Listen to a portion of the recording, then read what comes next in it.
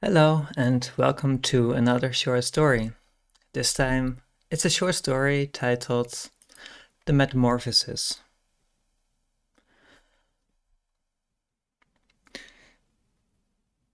I think I may be sick. This is the first conscious thought that flits through my mind as I wake up. I can see light filtering through the curtains in my room, indicating that it is morning. Yet my limbs feel heavy, and I can feel a pressure on my head as if I have a bad cold. I try moving my body and head so that I can see the time on the alarm clock next to my bed, but every movement hurts and evokes the sensation as if my limbs and neck are about to break apart. On the alarm clock, shaped like the head of a cartoon cat, I can tell that it is already well past 7 in the morning. Downstairs, I can hear sounds that indicate that my parents are at the breakfast table. Groaning, I try to move my limbs again. It figures that this would happen to me today, just as I was looking forward to hanging out with my best friends today after school. Michael said he had just received a new video game that we had been talking about for months. Now I may have to miss out on all that fun. With small, painful movements, I manage to remove part of the blanket off my upper body with arms that feel like numb wooden sticks, revealing my body inside my pajamas.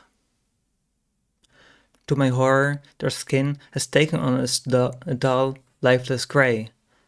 Testing the motion in my elbows and wrists, I can now see that my skin has become a thick, hard layer that makes it impossible for me to move my limbs more than just a small amount. With a distinct feeling of being in a nightmare, I try opening my mouth to call for my parents. Yet after an initial resistance-free motion, I can feel a similar stiffness as what I felt in my limbs affecting my face as well. With me being able to open my lips just this little, I can let out little more than a whimper. Feeling desperate, I force my mouth to open wider. Even as I do so, I can feel something on either side of my face snap as pain courses through my head. Now screaming, I can feel more pain surging from the back of my neck. Through a haze of pain, I'm barely aware of my parents entering my room, both of them sounding distraught. My screaming turns into sobbing, as my mother sits down on my bed and lifts my body up into a comforting embrace. "Hush, baby, we're here now," she says, stroking my head.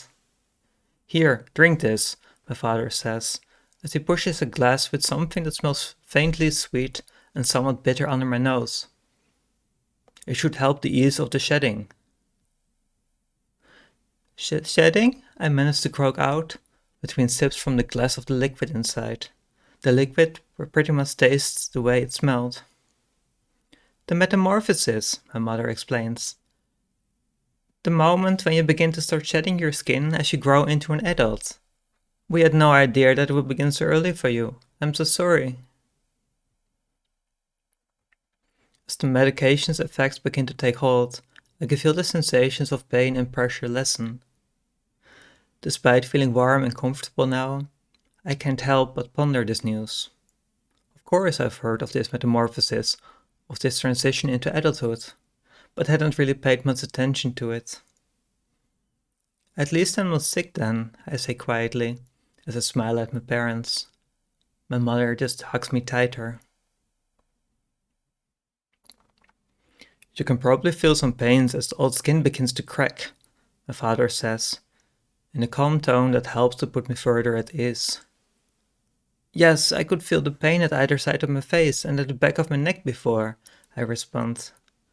With gentle fingers, my mother touches these areas and confirms that she can feel that the old skin has begun to crack and started shedding there.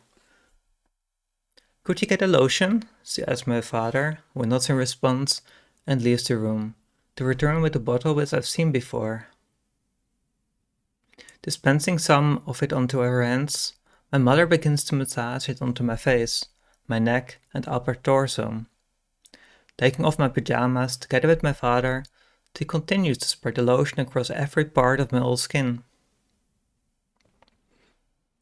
This should help make the shedding go a lot faster and easier, she explains. Can you try moving your mouth and lips again for me? When I do as asked, I notice that the old skin that's covering my body no longer feels tough and constricting, but supple and ready to tear apart. Looking at my right arm as I bend it at the elbow, I see a split forming along the side of my arm to uncover pink, soft-looking skin. Encouraged, I proceed to further free my body of the old skin, helped by my parents.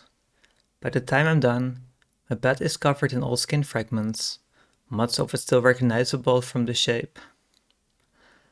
Lying on my back, I feel exhausted, but happily keep my arm lifted up above me, rotating it to admire the new skin. It wasn't so bad after all, I think, I say to my parents, who are busying themselves with the cleanup. Looking up at me with a smile on her face, my mom strokes my hair as she says, "The first time is the scariest. I'm so proud of you." "Thank you, Mom, and thank you, Dad. I promise I won't make such a scene next time." "Don't worry about it. It's a normal part of growing up after all," my father says, before he begins to grin. "Why, the first time I started shedding, I made such a fuss. I even had the neighbors coming over to check up on what's going on. It sure hurts a lot, doesn't it?" I grin back at my father as I picture him causing such a ruckus. "I don't think that the books we have at school cover that part very well. I'll make sure to let the teacher know." You do that," my father says proudly. "So what's up for breakfast? I think your father and I were still in the midst of ours," my mom says, while helping me get dressed. Even though I still feel tired, I can feel some energy returning already, along with a gradual changing of my new skin's color from a fresh pink into a deeper shade.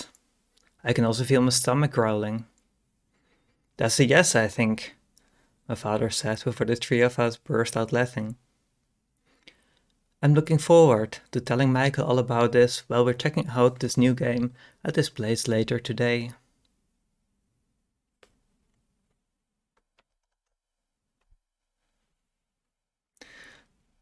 Thank you for listening. Until next time.